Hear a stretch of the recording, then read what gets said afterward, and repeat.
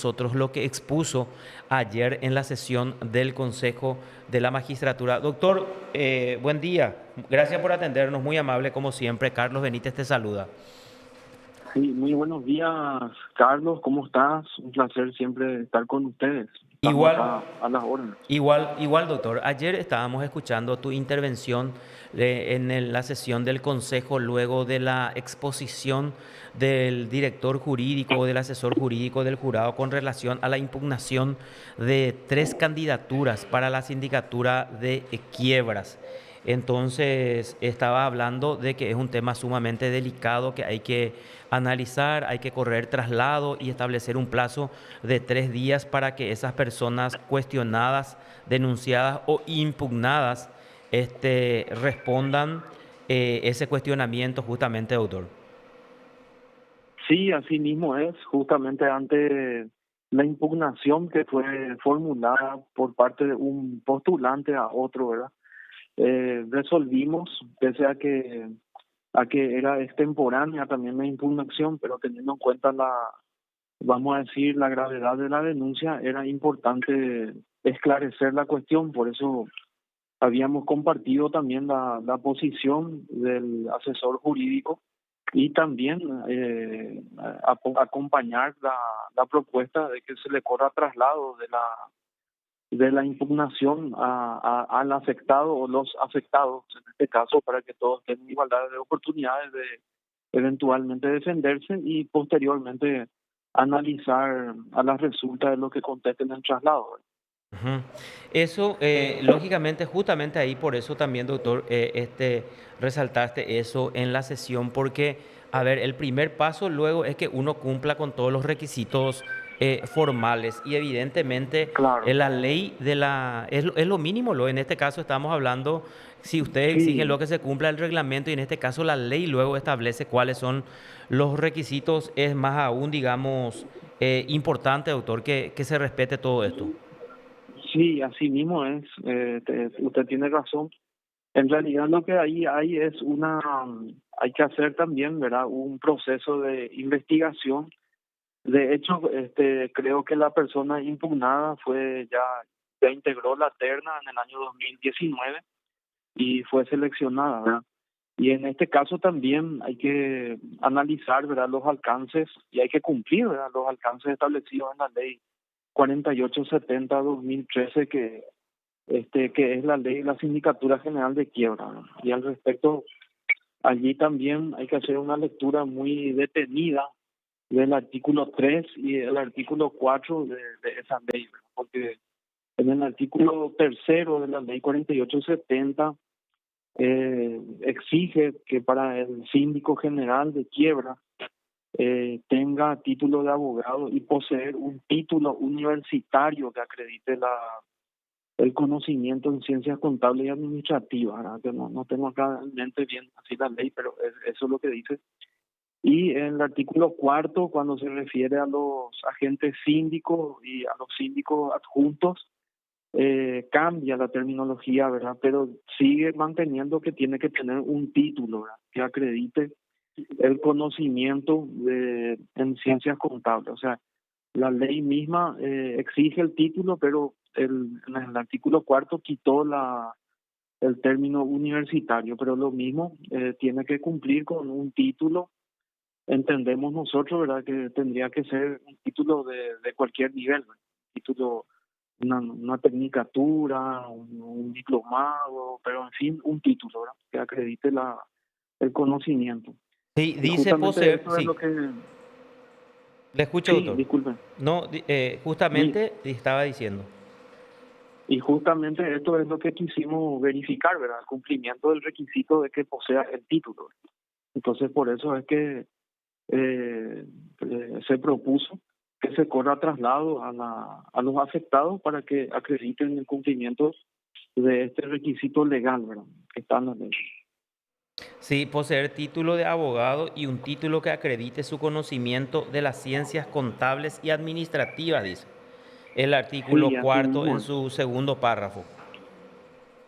Así mismo es. Yo estuve analizando, ¿verdad? Y cualquiera también, a mí me preocupó esta situación Y allí si uno lee el artículo tercero y el cuarto, ¿verdad? En el artículo tercero dice título universitario. Y en el artículo cuarto ya le quitó ese calificativo de universitario, pero lo mismo exige título. Finalmente exige el título, ¿verdad? Y acá, según escuché también ayer la exposición del director jurídico, hay un antecedente en el caso de uno de los aspirantes que ahora volvió a ser cuestionado y que usted pidió que igual se le corra traslado porque ya se había hecho lugar a la impugnación de su candidatura. En el caso de Aarón Itamar, no me acuerdo el actual, creo que es actuario judicial, incluso acusado por el tema de la mafia de los pagares. Eh, este, Bernabé, Bernabé, bueno, en el caso de él ya hubo un dictamen y el consejo creo que ese ya Sí. resolvió, o sea, ya hay un precedente entonces en ese sentido. En el caso de uno de los postulantes, justamente al que usted se refiere, él ya fue impugnado, o sea, él ya fue quitado, vamos a decir, de la lista de postulantes, ya es cosa juzgada, ¿verdad? Él, tengo entendido que no pudo acreditar el cumplimiento de la presentación del título, ¿verdad? Entonces ya es cosa juzgada lo de él, ya fue quitado de la nómina. Exacto, Sí mismo es. la vez anterior, pero ahora volvió a concursar. Cuando eso le impugnó otro síndico que estaba en el cargo, otro síndico que creo que le había Sí, impugnado su uno, candidatura y lo que yo digo nomás es que ya hay un precedente entonces con relación a la interpretación de esta norma, de lo que establece este artículo de sí, la ley. así mismo es, exactamente, ya hay un precedente, ya se hizo un análisis y también en las mismas condiciones, ¿verdad? Para que todos estén en las mismas condiciones de igualdad, se le corre traslado y veremos, ¿verdad? Va a tener que acreditar el cumplimiento del título, ¿verdad? Eh, en este caso sería un título de nivel, podría ser un diplomado, una capacitación, un curso de grado, un curso de posgrado. Ya la ley ahí dejó abierto el nivel del título, ¿verdad? Acá también tenemos nosotros que, vamos a decir, integrar con lo que dice la ley 4995, ¿verdad? Entonces son títulos, los títulos de pregrado, grado y posgrado, ¿verdad? Incluyendo también allí todos los cursos que las universidades realizan, ¿verdad? Los diplomados, las capacitaciones, de hecho la capacitación también es un posgrado, ¿verdad? Una especialización, una maestría o un doctorado, ¿verdad? En el área, pero también es específico, ¿verdad? El título tiene que ser en la ciencia del conocimiento, que es las ciencias contables y administrativas, que ahí también la ley 4995 a través de su reglamentación reglamentó las áreas de las ciencias del saber. Entonces ya tenemos configurado todo el panorama respecto a esto, ¿verdad? Porque hay que entender también que esta ley se aprueba creo que en junio o julio del 2013, ¿verdad? Y un poquitito tiempo después ya sale la ley 4995 también a complementar todas estas cuestiones. Sí, de hecho que esto es sumamente importante, doctor, porque no se puede, por ejemplo, saltar ni ignorar cuando efectivamente se corrobora o se da este tipo de situaciones, como usted estaba diciendo ayer y nos está ratificando hoy, aunque sea extemporánea la presentación, si efectivamente se verifica que alguien no cumple con ese requisito. Es como si fuera que yo diga, para ser camarista hay que tener 35 años y al final se comprueba que uno tiene 34 y se candidató, entonces sería sumamente grave. Sí, así mismo es. Es el criterio que está establecido en la ley, ¿verdad? Y también veremos después, como ustedes saben, nosotros tenemos también lo establecido en el artículo cuarto de la ley 5336, ¿verdad? Ahí también hay que entender, ¿verdad? Que a mi entender, ¿verdad? Hubo, ¿verdad? Una situación también que el Consejo de la Magistratura en su oportunidad planteó una inconstitucionalidad, pero lamentablemente la inconstitucionalidad no prosperó, ¿verdad?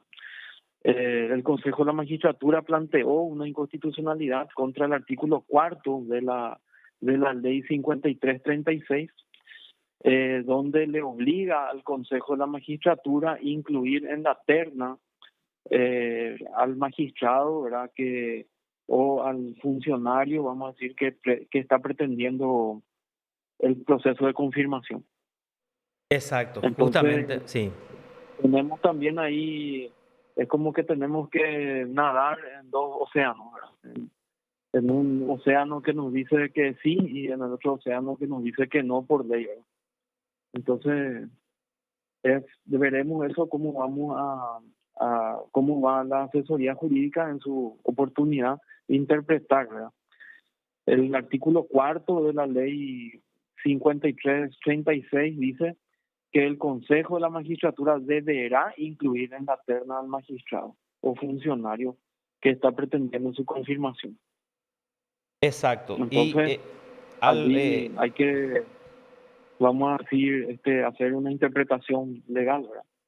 claro, ahí pregunto, o sea, al funcionario o al magistrado, dice, en general, y ahí no sé si hay que mirar bien esa ley, si cómo define y cómo se define al magistrado, si entre los magistrados Sí, figuran los síndicos de quiebra. Creo que en su momento sí, la Corte había sacado uno o está. sí, no, el artículo uno de la ley 5336 establece expresamente que son magistrados los miembros del Tribunal de Cuentas, apelación, juzgados electorales, disculpame el orden, no me acuerdo, pero dice juzgado de paz y el síndico general de quiebra y los síndicos, agentes síndicos y agentes y síndicos adjuntos. O sea, incluyó en la numeración también a todos los de la Sindicatura General de Quiebra. Ya define entonces la propia ley, ya define quiénes Sí, son define magistrados. la propia ley. Mm. Define la propia ley, incluso esa ley también puso fin a considerar a los agentes fiscales del Ministerio Público, ¿verdad? A los integrantes del Ministerio de la Defensa Pública, o sea, aclaró el alcance respectivo, por eso es que justamente nosotros en todos los procesos donde integramos ternas de fenecimiento de mandato, incluimos obligatoriamente al titular del cargo. Y bueno, posiblemente entonces a partir de esa ley también el jurado de enjuiciamiento de magistrados le incluyó también a los síndicos y a los defensores públicos dentro de los que están para debajo de su jurisdicción, digamos, para ser juzgados. Sí, Artículo cuarto, exactamente. doctor, artículo. Hay una ley, ¿verdad? Que es la ley 5336 y artículos que modifica varios artículos de la ley 1634 que regula el procedimiento para confirmación de magistrado del Poder Judicial, ¿verdad?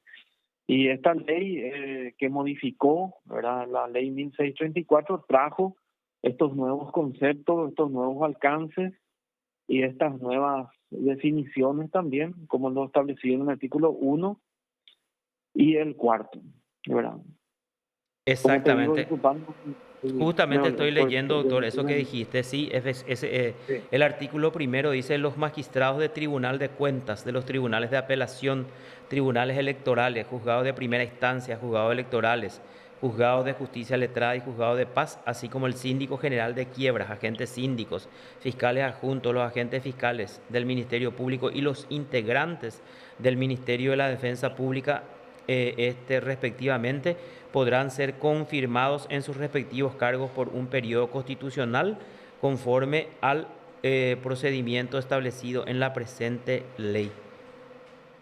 exactamente. Ahí no sé si tenés a vista, yo nomás lamentablemente estoy en una reunión, pero sí podés, creo que era el tercero o el cuarto, ¿verdad? Dice que el Consejo de la Magistratura debe incluir en la terna.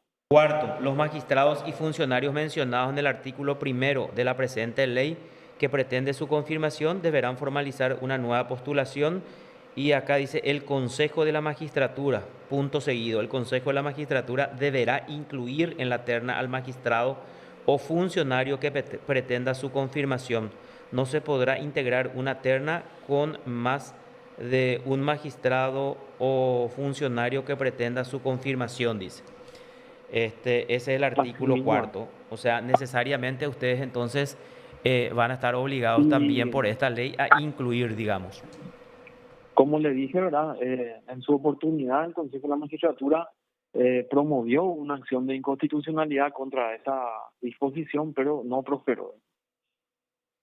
Sí, efectivamente, nosotros habíamos hecho incluso en su momento también una entrevista al director jurídico, al doctor Verdún, habíamos hecho como medio después de que se haya dictado esa decisión de la Corte. Y eso ya venía desde hace rato, me acuerdo ya que incluso en su momento cuando habían jueces muy cuestionados y criticados, el Consejo de la Magistratura dejaba una observación, creo que en la época de Riera fue cuando él fue presidente del Consejo, una suerte de observación, ¿verdad?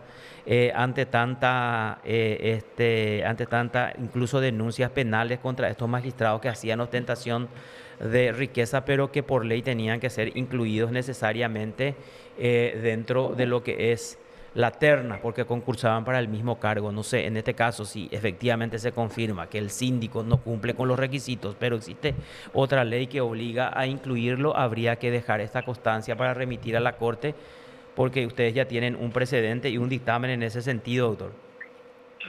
Sí, así mismo es. Yo creo que esa también podría ser una propuesta de autonomía, ¿verdad? Porque en ese caso, si no cumple, se puede advertir, ¿verdad? Se puede poner una observación de que si bien uno está obligado a incluir en virtud de la disposición legal, se coloca una observación que no cumple o no cumple tal requisito, ¿verdad? Así mismo. Bueno, y ayer conformaron varias ternas, numerosas ternas conformaron, doctor. Sí, hicimos 57 ternas. Sí, ¿eso es para diferentes cargos o solamente magistrados o entran ahí fiscales, defensores públicos en No, esas? eran tribunales de apelación, por fenecimiento, algunos vacantes, también estaban algunos cargos de fiscalía, juzgados, ¿verdad? Era una variedad de cargos de que por la urgencia del caso también y dentro del procedimiento ya estaban prestos como para integrarse en la terna porque nosotros habíamos hecho un procedimiento por el cual dividimos en dos etapas el cierre de los edictos 2024, ¿verdad? Para dar mayor celeridad, ¿verdad? Entonces se cerraron los edictos del 1 al 10 y posteriormente ahora está el proceso de cierre del 11 al 16. Entonces entendemos que este año ya estaríamos concluyendo todo lo del año 2024, ¿verdad? Y nos permite, ¿verdad? El tiempo, ¿verdad? Yo soy muy optimista que en este año 2025 ya vamos a terminar todas las ternas 2024, que también, ¿verdad? Son situaciones que, como usted recordará, varias renuncias por jubilación anticipada, ¿verdad? También todo eso generó un poquitito de acumulamiento, ¿verdad? Sí, efectivamente. Bueno, y doctor, ¿tiene en mente cuántos cargos todavía están en disputa? Y sinceramente creo que habría unos 400, 500 más o menos. Ya. Este, entonces, sería un proceso bastante largo todavía, ¿verdad? Pero ya estamos con creo que estamos llegando a las 90, un poquitito más de 90 ternas ya en este proceso y pues continuaremos el lunes que viene, ¿verdad? Estaremos avanzando también en esa medida. Bueno, y ese tema de los conocimientos, ese examen de conocimientos generales y conocimientos específicos. Nosotros mucho le buscamos al director de la escuela judicial, pero es muy difícil de conversar con él. Este año él había, no tenés todavía a manos lo que el dato de Isabelino que había pasado en esa exposición, para consultarle al doctor. Él había informado este año al Consejo de la Magistratura el rendimiento de los postulantes en conocimientos generales y en conocimientos específicos. Y bueno, si no me equivoco, pero enseguida el productor me va a pasar porque habíamos guardado eso alrededor del 50% se aplaza en esos exámenes, doctor Rufinelli. Sí, no, tuvimos oportunidades en lo que hubo un gran porcentaje de aplazo, pero en este proceso, ¿verdad? Estamos observando ya un mejoramiento del nivel, ¿verdad? De hecho, entiendo que los aplazos están en un orden de entre el 30 y 40% de aplazos ahora, ¿verdad? Que se pueden deber, ¿verdad? A muchos factores, ¿verdad? Entre la gente que no se prepara bien, no estudia a tiempo, o no se capacita, ¿verdad? En este sentido, ¿verdad? Pero hubo un mejoramiento en el nivel, ¿verdad? Ahora siempre es un poquitito, vamos a decir, preocupante el nivel de aplazo, ¿verdad? Pero el objetivo de justamente del examen es elevar la vara, ¿verdad? Sobre el nivel de admisibilidad, vamos a decir. Nuestros exámenes no son exámenes de 60%, o sea, nuestros exámenes para pasar requieren un 70% de rendimiento. O sea, en la universidad se usa una escala de 60%, ¿verdad? A partir del 60% vamos a decir es 2, ¿verdad? Pero el Consejo de la Magistratura, nosotros utilizamos una escala del 70%. La escala es más exigente también, ¿verdad? Entonces, de hecho, los exámenes son selectivos, ¿verdad? Esa es la intención justamente, ¿no? Y es muy importante, doctor, elevar siempre esa vara y exigir siempre un poco más porque estamos hablando de los que aspiran o lo que están dentro de lo que es nada más y nada menos que nuestro sistema de justicia y el Sí, papel que por supuesto. cumplen jueces, fiscales, demasiado importante es, doctor Rufinelli. Por supuesto, yo siempre he dicho, ¿verdad? El examen es el instrumento en el cual todos se encuentran en la misma condición, ¿verdad? Porque todos rinden el mismo examen, todos son medidos de la misma forma. Entonces, el mejor elemento para medir es el examen. Acá tengo justamente examen de conocimientos generales. Él había informado que creo que el año pasado fue, porque esto ya fue en los comienzos, 422, no, o en los primeros 6 meses de este año, era creo que todavía, 422 postulantes, examen de conocimientos específicos, 1327 postulantes. Total 1749 entre generales y específicos. Para entender, doctor, nosotros conocimientos generales, quiénes son los que rinden y sobre qué temas es, y ese conocimiento específico, El, quiénes rinden, que son acá mucho más, el, mil ex- trescientos veintisiete sí. sí, el Consejo de la Magistratura separó en dos exámenes, ¿verdad? El proceso habilitante. El examen de conocimientos generales versa exclusivamente sobre la Constitución. Entonces, uno si aprueba el examen de conocimientos generales, entonces allí únicamente habiendo aprobado, queda habilitado para rendir el examen de conocimientos específicos. Y el examen de conocimientos específicos está dividido nuevamente en competencias: civil y comercial, laboral, penal, niñez, adolescencia, multifuero, defensoría, jueces de paz. Y me disculpan que no me acuerdo de otro, ¿verdad? Porque son muchos fueros. Y contencioso, cuentas, ¿verdad? Entonces, cada competencia tiene su fuero y tiene su examen, pero para poder acceder a ese examen de conocimientos específicos, uno tiene que aprobar el examen de conocimientos generales que versa solamente sobre la Constitución. Bueno, doctor, y para terminar la entrevista, ¿cómo ves que se tiene que mejorar, qué hay que ajustar dentro de lo que es el consejo? ¿Cuál es el panorama que nos puede pintar un poco? Y yo creo que hay que mejorar realmente siempre, hay que tener una postura abierta de mejorar, ¿verdad? Tenemos que también saber entender que los tiempos están cambiando con el advenimiento también del desafío de la inteligencia artificial. Hay muchos desafíos ahora en nuestro tiempo, ¿verdad? Yo creo también que la inteligencia artificial tiene que ser ya, se tiene que insertar dentro del Poder Judicial, se tiene que entender cómo funciona, uno tiene que alfabetizarse también en este proceso de la inteligencia artificial, pero yo creo que hay que hacer unos ajustes también dentro del reglamento que ya implican algunos desafíos, ¿verdad? Como por ejemplo mejorar el aspecto cuantitativo y cualitativo para medir los títulos, las capacitaciones, todo lo que exige la ley, ¿verdad? Hay muchos desafíos para nuestra justicia, desafíos éticos, sociales, jurídicos, y las instituciones también necesitamos comprender el cambio que se está produciendo en nuestro tiempo, ¿verdad? Esa parte ética, finalmente, ¿cómo lo estás viendo? Ese desafío ético.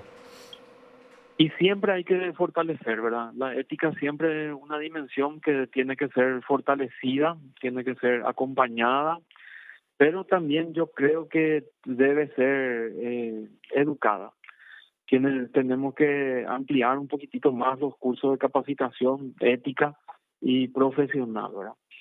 Eh, Así como hay diplomados en niñez, adolescencia, yo creo también que tendríamos que ver, y justamente estamos trabajando con el doctor Isabelino Galeano en eso, en hacer un diplomado en ética judicial. En ética judicial también estamos viendo para trabajar en un diplomado en nuevas tecnologías, en inteligencia artificial.